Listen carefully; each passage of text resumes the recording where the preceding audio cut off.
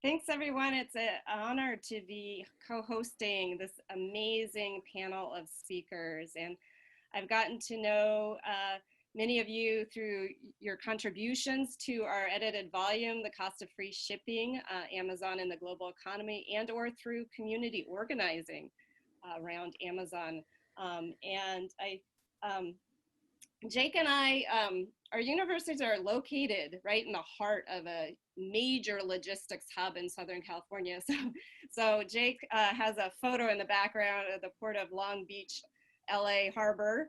And my background is the inland port, about 60 miles east of it, where many of the Amazon warehouses are located. And I think, one of the themes of our edited volume is the tremendous impacts that Amazon and its rise has, not just on workers, but also local communities, right? And that's sort of the theme of today's webinar.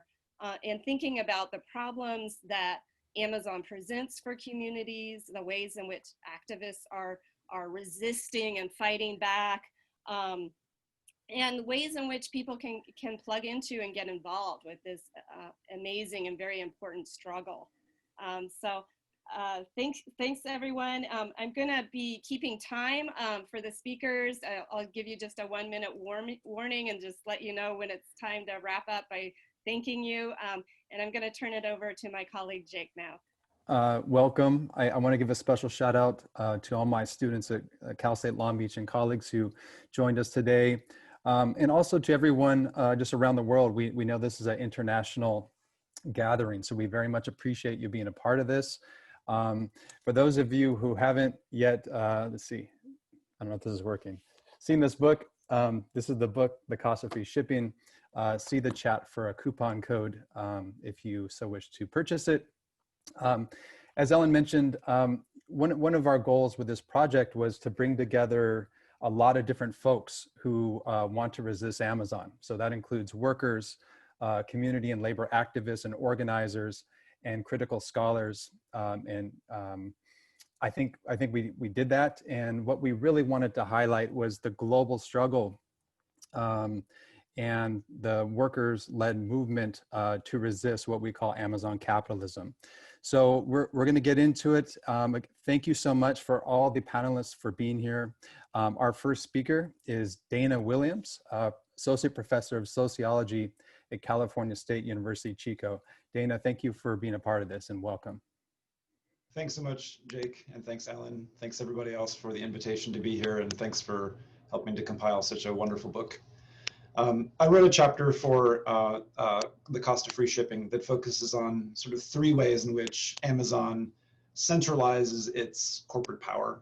So one part focuses on the market share of Amazon, a second focuses on Amazon Web Services, and a third on different surveillance technologies.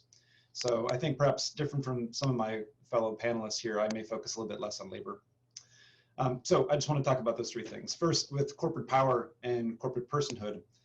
Clearly, Amazon engages in a variety of tax evasion, monopolistic practices, political lobbying, and political corruption, not just in the United States, but elsewhere. And if we think about the ways in which those things could be resisted, of course, like governmental actors have a role to play, perhaps. Progressive tax policy, antitrust regulators, campaign finance law, for instance, and so forth, could perhaps intervene on that. But most likely, those would be sort of unimpressive or probably unlikely options to rely on. And I think also from the vantage point of people who lack power in society, also very non-liberatory as well. In contrast, there is a wide variety of different consumer groups who engage in things such as boycotts, local shop local campaigns, gift economy networks that I think in some ways kind of perhaps swim upstream and often transpose purchasing from Amazon for other corporate retailers. But again, consumer groups have an important role to play in, I think, pushing back against Amazon power.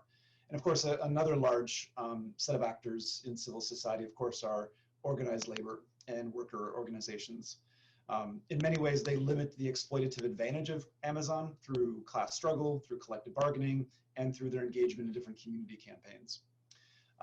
Of course, none of this is perfect, but I think those are some of the main ways in which people have pushed back against Amazon's market share. The second part of my chapter focuses on Amazon Web Services, which is a very large it's a digital platform that Amazon has created due to its incredible computing power and kind of data monitoring apparatus through selling retail through Amazon.com, that they provide services to mostly corporations, but also to certain governmental agencies. And I think the main critique that I have, and I think other people have of Amazon Web Services, is that there's a certain dominance that comes through that, through the centralization of Amazon Web Services and the computing power that they offer and provide to corporations and to government. And I think the ways in which people have tried opposing this dominance, there's a couple different ways. One is through different pressure campaigns targeting particularly maybe the governmental-based contracts, like say in the United States, the Immigration and Customs Enforcement, or ICE, contract that Amazon holds. There's a very active coalition of immigrant rights activists who have tried targeting Amazon's providing of resources to ICE to arrest people in the United States and deport them. For instance, the Never Again Action Coalition protested against Amazon on both Amazon Prime Day and also on Jewish holidays in the United States. These coalitions also include organizations like peace and anti-war organizations who have targeted Amazon's bidding for the so-called JEDI contract with the US Defense Department, which is a huge $100 million, multi-million-dollar contract that Amazon eventually did not get, but were bidding for. And I think there's kind of another way in which Amazon Web Services perhaps may be circumvented in the future, and that may be through the free and open source software movement, which has, instead of having a centralized source for people to rely upon, has created more decentralized, self-hosting cloud-based services. A good example would be the open source software platform Nextcloud, or perhaps OwnCloud, in which people, organizations, and others can construct their own self-hosted cloud storage services that they control, they dominate, and they instead don't have to rely on the corporate power and centralization of Amazon. Third is the ways in which surveillance technologies provide what is called often surveillance as a service, and the kind of the uncritical consumption of surveillance technologies like Ring's doorbell service, the facial recognition platform, and the Alexa personal assistant. Of course, these rely on data commoditization, so selling data to advertisers. Again, the free and open source software movement, I think, has made interventions in this way, as well as the anti-surveillance movement across the world. Privacy advocates like the Electronic Frontier Foundation and the American Civil Liberties Union, as well as other privacy advocates in other countries, have been involved in this. I think also, finally, perhaps with the rise in the United States over the past summer of the movement around police brutality and the defund the police movement, that one way in which that Amazon empowers the forces of domination is to provide resources like facial recognition and also access to surveillance footage through Ring. And I think the defund the police movement very much could be an ally in this push against surveillance as a service. Thank you, Dana. Our next speaker is Dania Rajendra.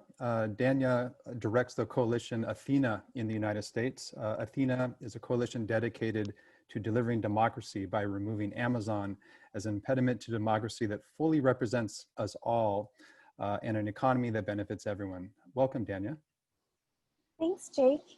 And thank you and Ellen and all of the other amazing contributors and Pluto for pulling together kind of in this volume what it is we're going to need to win, which is everyone working in the format that's theirs, right? So especially the combination of activists and scholars that come together in this volume is a thing we're trying to build at Athena. Athena is 50 some odd civil society organizations across the United States. We work on 5 things. We work on data for all the reasons Dana just talked about, anti-surveillance stuff. We're the Amazon home for the No Tech for ICE campaign behind Dana's head. And as well as the home for the pushback against Ring, the video doorbell. So participating both in the immigrant justice efforts and in the efforts around reducing policing writ large here in the United States. We obviously work on improving working conditions throughout Amazon's marketplace effort, like business model, which are atrocious, and I think probably more familiar to many readers or prospective readers of this volume, which you should go right out and purchase. We work on environmental and climate justice, which you'll hear so much more about from Andrea and probably Daisy. So I'm gonna let them take that away. We work on anti-monopoly stuff where Katie Wilson has been an incredible communicator on the importance of this work. So grateful to her. And what am I up to? Oh, and we work on municipal and regional governance questions provoked by the company. I live in Queens, and so that is near and dear to my heart, but we are proud to also have inside Athena the folks who have led the pushback in Northern Virginia and Nashville. My chapter focuses on COVID and the ways in which the pandemic has revealed the fundamental cruelty at the heart of the system that is Amazon, and also the fundamental cruelty in which it resides throughout our society. So like from data to working conditions, to public subsidies, to procurement, to like consumerism without consumer power, like basically everything that's wrong with our political economy, you can find an example and a way in which Amazon is worsening that. And so therefore we at Athena are a collection of organizations working for justice primarily around other things.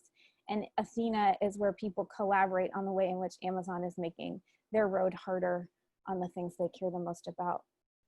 My chapter, like many others, focuses on how Amazon is functionally a governing authority in our lives. They are unelected, they are unrequested, and the fundamental opposite of benign. And that it's going to take everyone. It's going to take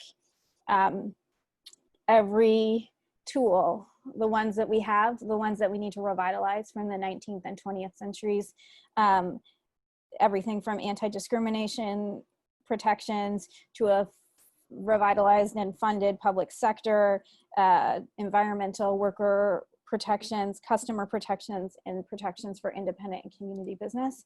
But it's also going to take a whole lot of new stuff that we're figuring out along the way. How do we really be fundamentally anti-racist as we bring about these changes? How do we prioritize what's needed in our society instead of what makes some people, Jeff Bezos, incredibly wealthy? And thanks, Ellen. And how do we bring forward some of the things we're collaborating together as a society here in the United States, whether it's defunding the police to combat growing austerity, or figure out how to govern this massive amount of data that these corporations have developed for advertising purposes and find the social utilities of those. I haven't even touched on climate, so I hope we'll get to do that in the Q&A, and thanks again so much for having me. Thank you. Our next speaker is Katie Wilson. Katie is a co-founder and the General Secretary of the Transit Riders Union in Seattle, Washington. So Katie is coming from the belly of the beast, the company town of Amazon, a democratic organization of working and poor people, building power to fight for public transit, affordable housing, progressive taxation, and other quality of life issues. Welcome, Katie. Thank you, Jake, and hello, everyone. It's great to be here. First of all, I'm just going to mention, since Dania mentioned this isn't actually what I'm going to talk about, but I'm putting in the comments, I've been writing a series of columns on Amazon and antitrust, which is kind of in progress. So feel free to check that out. So yeah, so I work with the Transit Riders Union here in the belly of the beast. And in the book, The Cost of Free Shipping, I basically tell a story of a battle over taxes that took place here in Seattle in 2017 and 2018. Now, I know tax policy sounds boring, but it was actually quite a dramatic story. And unfortunately, it ended in victory for Amazon. So today I have the pleasure of briefly extending that story through to this year when it has a happier ending. So although this fight with Amazon was about taxes, it was also, and I think more fundamentally, about democracy. It's about who has the power to shape a city, in this case, Seattle. Is that the people who live here, or a mega corporation like Amazon that dominates our economy? Amazon is huge here. I don't know how many employees they have now here, but I think it was around 50,000 the last I checked. So they just have a huge influence on our local and regional economy. Taxation is a really important battleground of class power. And what we've seen in the past 50 years is a shift where tax rates on corporations and the wealthiest individuals have fallen, while tax rates on middle income households have gone up. And of course, Amazon and other big tech companies have risen to power in this low tax environment. And the company's growth strategy was really heavily shaped by an effort to avoid taxes. To give just one example, a big reason why Jeff Bezos settled in Seattle way back when was actually the chance to be close to California as the largest state market while not actually being in California, because at that time that meant avoiding paying sales taxes on which you didn't have to pay on cross-state transactions. So here in Washington state, taxes are a particularly important issue because we have the most regressive tax system of any state in the country. Most states have regressive tax systems, which means that their higher income residents pay a much lower percentage of their income in state and local taxes than poor people. Here in Washington, the lowest income households pay around 18% of their income, whereas the wealthiest 1% pay only 3% of their income. So it's very skewed. So in 2017, the organization that I work with, the Transit Riders Union, helped to build a broad coalition to fight for a Seattle tax on large businesses to fund affordable housing and homeless services. And part of our argument was that large corporations like Amazon are driving growth in our region and also driving up housing costs. So it makes sense to ask them to contribute to the crises that result. In spring of 2018, when several of our city council members announced a tax proposal, Amazon responded by basically threatening a capital strike. The company said that it was pausing construction on a new tower and would reconsider its plans to continue expanding in Seattle pending the outcome of the vote. This threat made national and international news and was really shocking, in part because even though Amazon has grown to be a huge corporation in Seattle over the course of a quarter century, up until then it had been relatively quiet as far as involvement in local politics was concerned. So what followed in 2018 was kind of a bruising battle that ended in our city council passing a smaller compromise bill, followed by business groups, including Amazon, pouring hundreds of thousands of dollars into a referendum campaign. And finally, our city council repealed the tax to avoid a costly and possibly losing fight at the ballot. So very briefly, what's happened since then? Last year, 2019, Amazon poured $1.5 million into our city council elections to try to elect an Amazon-friendly city council. And that bid backfired because it turns out that Seattle voters didn't want our corporate overlords telling us how to vote. So we ended up electing a very progressive city council, and this year we managed to get a big business tax passed, actually far larger than the one that we failed to get in 2018. I know I'm running out of time, so I will just close by saying that this is not the end. We know that Amazon is going to keep fighting this. And I think one of the important things, Amazon's getting kind of more sophisticated in their politics. They were very clumsy in this 2018 campaign, and I think they're learning that heavy-handedness backfires. And I think it's really important that we start coordinating, and this is why I think Athena is so important, across cities so that we can not have this kind of race to the bottom that we also saw in the search for an HQ2, and be kind of pushing the same kinds of policies to make Amazon pay taxes and to make Amazon do other things so that they're not just totally exploiting our communities. And I'll end there. Thank you. Thank you so much, Katie. Really appreciate it. There's a link to the Transit Riders Union website. Please check it out. I'd like to welcome Steve Lang and Filip Stabrowski. Steve Lang is a professor of sociology at LaGuardia Community College in New York. Professor Stabrowski is associate professor of anthropology at LaGuardia Community College, again in New York. As a former community college student myself, I'm especially excited that we have community college scholars in this volume. Welcome, Steve and Filip. Okay, hi everyone. Again, I want to thank Ellen and Jake for putting the book together and the organizers of this conference. So we're going to talk about the Amazon battle in Long Island City, Queens, for the HQ2. So when Amazon announced it was coming to New York in 2018, the city growth Machine Coalition were ecstatic. There was going to be 25,000 jobs. And another thing that was important was the fact that Amazon would help to diversify the economy away from Wall Street and finance. That was something that Mayor Bloomberg had been pushing for quite a while. And also it would decenter things away from Manhattan and kind of spread things out throughout the 5 boroughs, in this case, Queens. And it was good for Long Island City people, because it would help make up for some of the past planning mistakes that caused Long Island City to become a kind of monoculture residential community of high rises. And an Amazon headquarters would be a better mix of office space and residential. Early on, a vocal, diverse opposition movement emerged that discounted all the claims and the boosterism of the city. And I'm going to go through these pretty quickly. First of all, many were outraged over the $3 billion in tax breaks and incentives that many felt were unnecessary and could be used for other things. They didn't believe, boosters were saying this would trickle down to everyone. People discounted that strongly.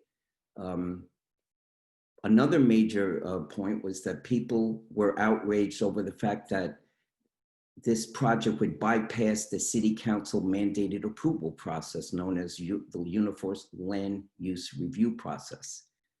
Typically, all projects have to go before the community. In this case, they were going to bypass that. Another point was that many questioned the formation of an unelected, hand-picked community advisory council, and issues of just who represented the community in this battle arose early on. Big point. Another one, many felt that the HQ2 would gentrify large parts of Queens and displace low-income residents. And it's important to point out that the proposed site for the headquarters was on an area that just before was being proposed for a mixed-use kind of luxury residential project that was causing a lot of conflict. There was also, many people were upset that the high-tech jobs probably wouldn't benefit a lot of people in the community. And also people felt that a lot of the jobs would go to people from other places, not necessarily New Yorkers. Another point was that many were upset that Amazon said it would not remain neutral in any kind of labor negotiations and attempts to unionize in their warehouses in other parts of the city, Staten Island in particular. And all of a sudden, lots of Seattle horror stories started circulating early on. That was important. Probably another thing was people criticized, they didn't really feel the benefits from Amazon would benefit people in the large NYCHA housing project, Queensbridge. It's one of the largest public housing developments in the United States. And also it wouldn't benefit members of the LaGuardia Community College. Even though they promised jobs, people just didn't really believe that. But probably a really big thing was when Michael Gianaris, the local senator from the area where Amazon was going to go, was appointed to a obscure public authorities control board. It's a 4-member board, and one person could have derailed this project. And I think that was very decisive. So all of these things could have really been problematic for Amazon coming to New York. But I think the cumulative impact of all of them together really was a knockout punch. And it led to their decision to just say, we're going to forget New York and go elsewhere. And with that, I think I'm going to hand it over to Philip. Okay, so first of all, I'd like to thank Ellen and Jake for organizing this event and for putting together the volume. I think this is a great occasion to discuss these issues. So I think Steve laid out quite nicely the main concerns of the opposition to the HQ2 plan in New York City. in 2018 and 19. What I'd like to do is talk about some of the lessons that we could maybe derive from the struggle itself. I mean, we're never going to know probably why Amazon ultimately decided to withdraw, but I think that the experience in the struggle itself can be quite instructive if we think about what happened. So the first lesson, I think, is one that Seattle knows quite well, which is that Amazon will try to bend the city and state to its will and does not want to be subjected to any kind of democratic or public control. Steve talked about Amazon's insistence on bypassing the local review process, which is really where council members and people from the members of the public can ask questions, raise concerns, and ultimately extract concessions from the city and from developers or corporations. Amazon instead insisted that the proposal go through the State Review Board, which would make it much faster, could utilize eminent domain, and also it was thought at the time would be favorable to the project because of its close association with the governor, who was very much a proponent of the project. But of course, Amazon resisted, and I think that this intransigence on the part of Amazon, reflects a kind of corporate worldview, which is not unique to Amazon, but I think certainly Amazon displays, and big tech in general, I think, does as well, in which their operations sort of supersede the kind of local petty political concerns of the cities in which they operate.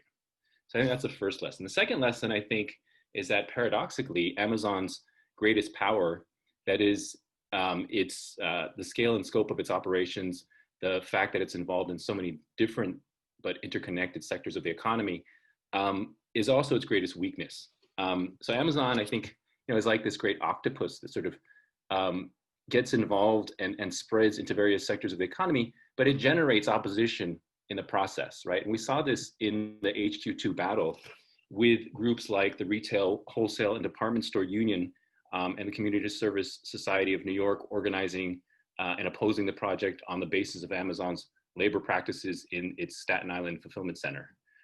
We also saw this with groups like Make the Road New York and DESI's Rising Up and Moving, who were opposing the project because of Amazon's cooperation with ICE, which Steve had mentioned. And then we also saw the local groups like Queens Neighborhoods United and the Justice for All Coalition that were concerned with the gentrification effects of a headquarters in Western Queens.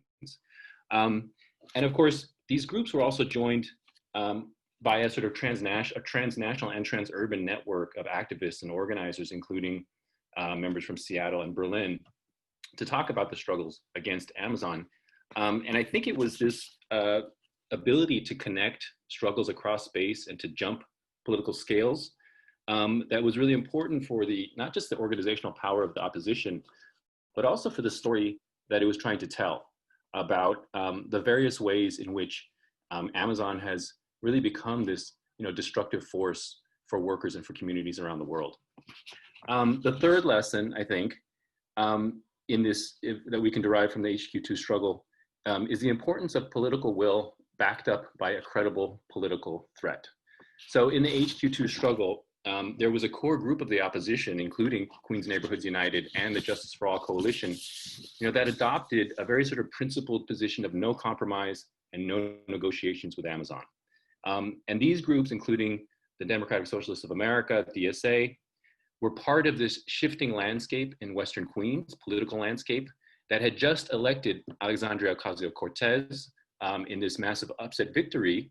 And I think that when she came out against HQ2, this sent a very clear signal to local electeds that, including the state senator, Gianaris, who was expected to be on the State Review Board, that supporting such a project would make them vulnerable to political challenges on the left. And this new political reality made the no compromise position actually a credible one. And I think it may have signaled to Amazon that the state senator was actually prepared to vote no on this proposal.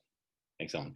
And then finally, a final sort of lesson, I think, is one that we can derive from the aftermath of this sort of saga, which has also been quite instructive. Because I think contrary to the warnings / threats of the supporters of HQ2, who said that Amazon would simply turn its back on New York City, what in fact happened was Amazon continued, even after the collapse of this proposal, continued to expand and grow its office space in the city, but in different parts of the city and in a different way, right? Without the massive subsidies, of course. So it has leased office space in the new Hudson Yards development project on the far west side. It just purchased the Lord and Taylor building in Midtown Manhattan, where it's expected to add a couple thousand jobs. And it has office space now in North Brooklyn in Williamsburg, where its Amazon Music division is going to be located. Not to mention that the expansion of fulfillment centers and delivery stations throughout the city as well. But all of this, I think, indicates that Amazon actually needs to be in New York City, right? And this isn't surprising if you think about the areas like film, television, and advertising in which Amazon is most rapidly expanding. But I think that what's really important is this also gives the lie to the notion that cities need to engage in these, Hunger Games type competitions to entice companies like Amazon, with obscene amounts of public money, with free public land, and also with little or no public review process. Thanks so much, Philip, and thank you so much, Steve. Really appreciate your contribution to this book and today's webinar. Our next guest speakers are Daisy Lopez and Andrea Vidaurre, organizers with the Warehouse Worker Resource Center, a nonprofit workers center for warehouse workers in Southern California, and the San Bernardino Airport communities. WWRC also is part of a coalition of labor and community activists that are demanding that Amazon do more to help protect clean air and create good jobs for local residents. Appreciate you all so much. My nieces live in Fontana right next to an Amazon facility, so it really hits home that all the great work that you all do. Welcome. Yeah, here, being centered in the Inland Empire, one of the problems that we're seeing is that Amazon has quickly become the largest private employer in the Inland Empire region, which consists of Riverside and San Bernardino counties. And as the largest private employer, they really have the power in setting the standard for the logistics industry. And this is worrisome because we've heard directly from workers about the different grievances that they face. Injuries across Amazon fulfillment centers are on the rise. Amazon's injury rates are 3 times higher than the national average for private employers and 2 times higher than the already hazardous warehousing industry. Just at LGB3 alone, which is one of Amazon's fulfillment center here in Eastvale, the injury rate last year in 2019 for serious injuries was 18.9 for every 100 workers. And as the holiday season approaches and Amazon's peak period starts, there's likely to be an increase in numbers in the number of injuries with workers working more than 50 hours a week. It's very tedious and it takes a toll on the body due to the nature of the work. And these numbers are just based on the cases that are reported, right? Many workers fear speaking up because they don't want to lose their jobs, or they might not necessarily know that they can file for a workers' compensation benefits if they are injured due to workplace injury. Counties that have Amazon fulfillment centers have turnover rates that are much higher than the average rate of turnover for warehouse workers in California and for workers in other industries overall in the state. For San Bernardino and Riverside counties, last year the turnover rate was over 100%. So the company has set up their operations to foster high turnover, and really they see their workers as disposable. Also, when we're talking about wages, a living wage here for a family of 4 means that each parent must earn about $18 an hour or $36,000 a year. 86% of Amazon's warehouse workers earn less than this basic living wage. So this is how Amazon has an impact in terms of the job quality and the working conditions. Now I'm going to pass it over to Andrea, who is going to share some of the environmental impacts as well. Yeah, hi everybody. Really thankful to be here. So, right, so as Amazon is growing into being the largest private employer here in the region, it comes with the territory. They're already coming in and exploiting a transportation system that existed here, that already came with like the historical legacies of environmental racism and redlining and freeways going through communities of color. So really what Amazon did is harp over an already unjust transportation system and further exploit it. So here in the region, per day, you're talking about 20,000 diesel trucks coming in and out of the region.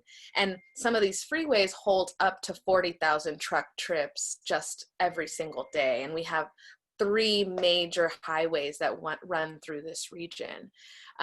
With all of that pollution just here, that's a giant greenhouse gas emitter. So right now, you know, the United States, being the second leading contributor to greenhouse gases in the world, is trying to do their part in reducing their greenhouse gas emission, and they are reducing it little by little, probably not enough for the standards that we need, but that's not this conversation today. But despite even the United States lowering their greenhouse gas emissions, you have companies like Amazon that actually every single year are raising their greenhouse gas emissions. They're actually not reducing it because of the growth that they're having, going contradictory to the energy and the level that we need to, you know, to stop the existential threat of climate change. And we're seeing Amazon really take over not just public land in the way of like rezoning residential areas and coming in and reworking what cities look like, but they're also taking over railways, helping with the expansion of railways in the region, and also building out their air travel, which we'll talk about in a little bit. Their model is set to keep growing. There was an announcement just I think a month or 2 ago that they would like to grow their warehouses by at least 1,000 more warehouses in suburban neighborhoods throughout the United States, because that's the model that they're looking at.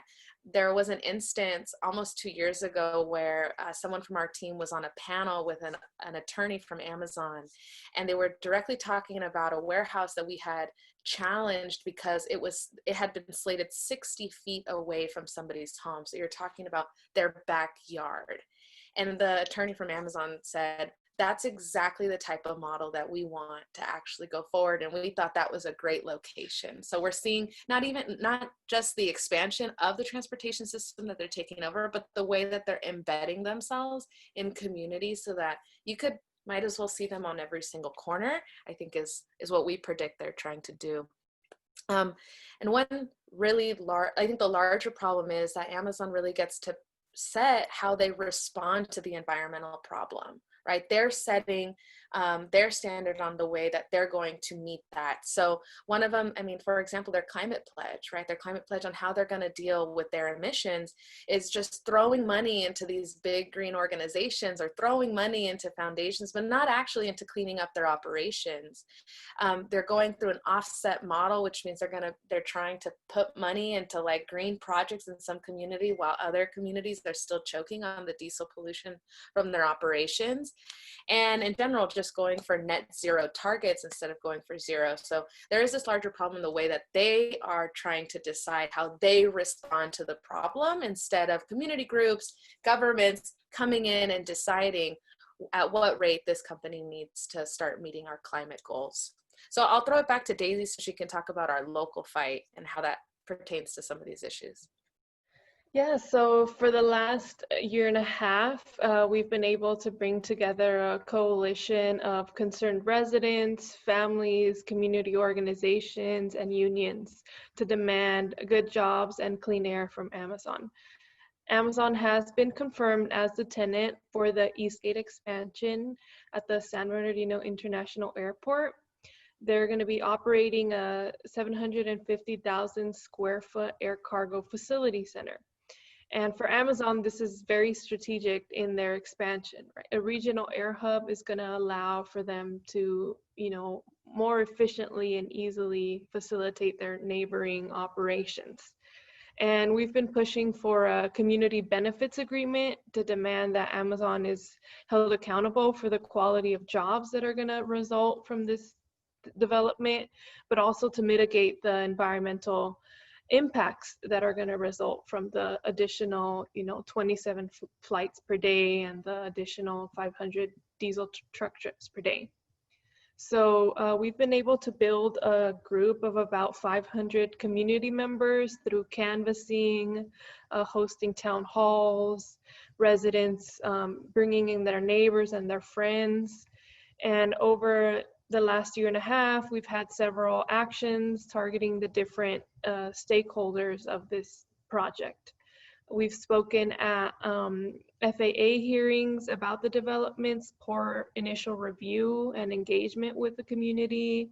Last year on Cyber Monday, we held a community picket line for over 12 hours outside one of Amazon's fulfillment centers in San Bernardino.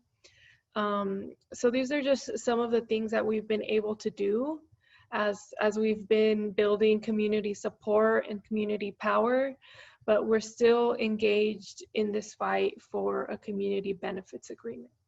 We have just 1 minute. So I'll just pass it over to Andrea again to close. Yeah, sure. Thanks. So as Daisy was saying, we're still in our communities, still fighting for this new standard of development, because when Amazon is the largest player in the region, they want to set their standard. They want to set at what rate that they're going to be engaging with the community. And we see it strategic to be able to influence them, and it'll be able to trickle down into the other projects in the region. So our communities are still engaged and actually forming an accountability committee. So as this project comes in, the community themselves can hold Amazon accountable to the promises that they always fail to meet. Because one of the issues we have here is that the government agencies, city officials are not doing that job, right? So that falls onto the community. And just last way, I guess, to close it out onto supporting the struggle, is just to reach out to organizers, attending meetings, showing up, getting involved, and of course, following our work. So thank you.